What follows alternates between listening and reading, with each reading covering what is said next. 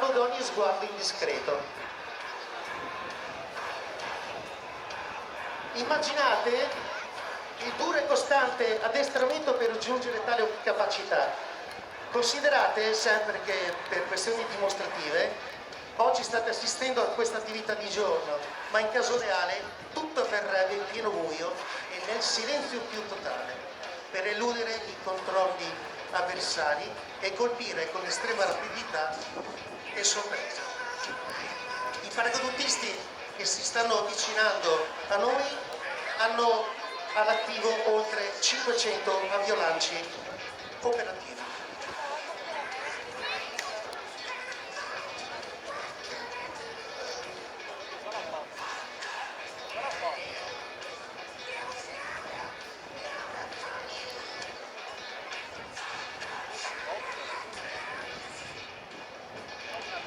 Come è accaduto a maggio dell'anno scorso, quando in condizioni meteo proibitive hanno messo a dura prova l'apparato di soccorso civile. Il UH90 è riuscito a salvare delle persone che correvano il rischio di annegare sul tagliamento in piena in Friuli Venezia Giulia.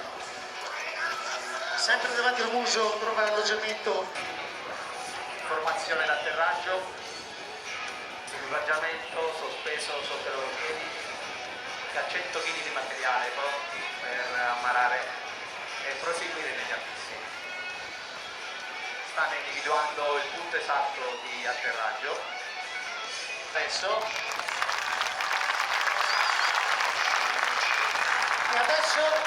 sta arrivando il momento più critico, perché in acqua a sganciare la vela che potrebbe trascinarvi il fondo e recuperarla per non lasciare tracce. A seguire indossare maschera e respiratore e sistemare i circa 100 kg di equipaggiamento che hanno con loro.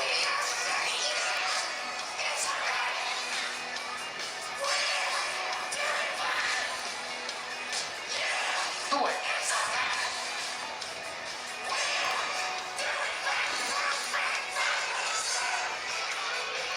Immaginate sempre questa attività di notte e cercano di atterrare in mare più ravvicinati uno con l'altro possibilmente per cercare di non disperdersi poi nel buio della notte.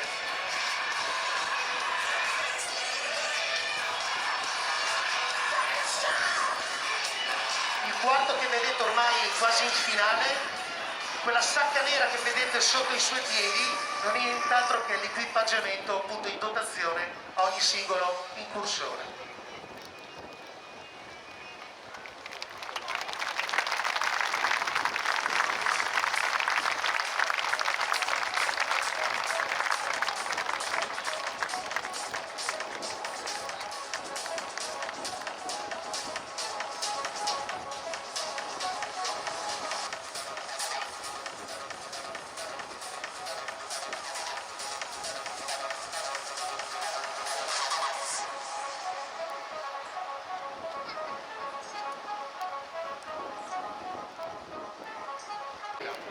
Il monocolo montato davanti all'occhio destro del pilota permette di orientare istantaneamente il cannone nella stessa direzione dove stanno guardando, darlo sul bersaglio dalla grandezza di 1 metro quadrato alla distanza di 8 km. Eccoli qua, in entrata con in testa lo UH90.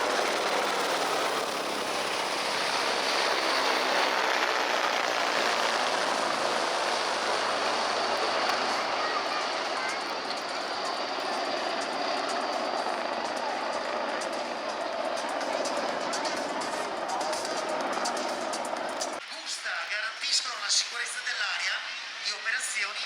Guardate davanti a voi cosa sta facendo l'UH90, che lanciando con la tecnica dell'Helocast, a seguire ci sono i 4 sommozzatori.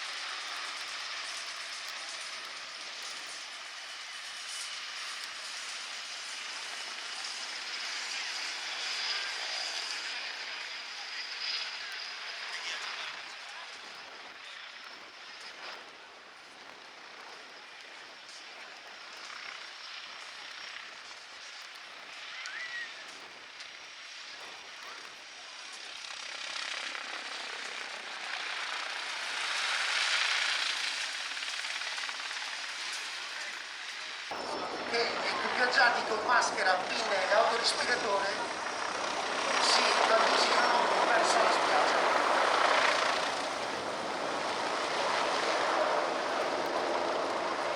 Alla vostra destra state vedendo entrare due gommoni Zodiac F470 comando per farvi seguire il terzo atto, dove verrà simulato l'esfiltrazione di un nostro diplomatico.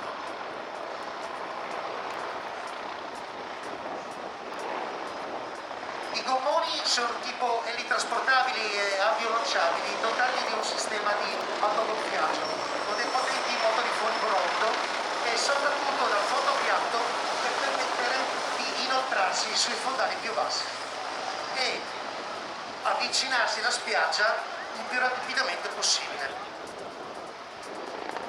Per prima cosa mettono in sicurezza l'area circostante, neutralizzando la minaccia e facendo sì che il resto del personale possa approcciare l'obiettivo senza doversi preoccupare di eventuali ulteriori pericoli.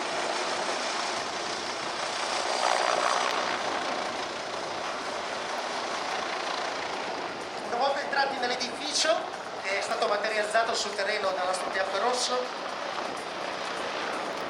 stanno effettuando una dimostrazione di una hostage release operation ed è un'operazione per l'appunto di liberazione ostaggi ed è un'attività precipuo a dei reparti incursioni che richiede un intervento rapido e un'elevatissima precisione di tiro e dove la salvezza dell'ostaggio. Questo tipo di attività viene normalmente effettuata con il favore del buio grazie ai visori notturni e sfruttando così l'effetto sorpresa e la superiore capacità tecnologica.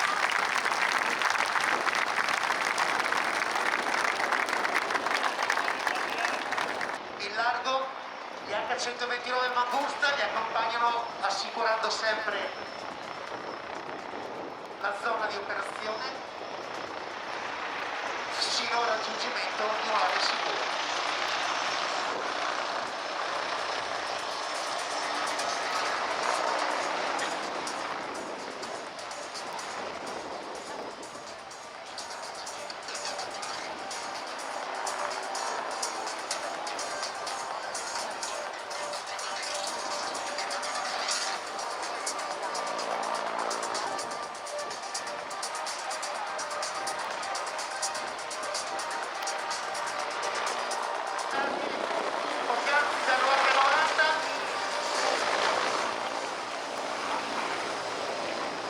In maniera più che formale salutano il pubblico di Jesolo e ringraziano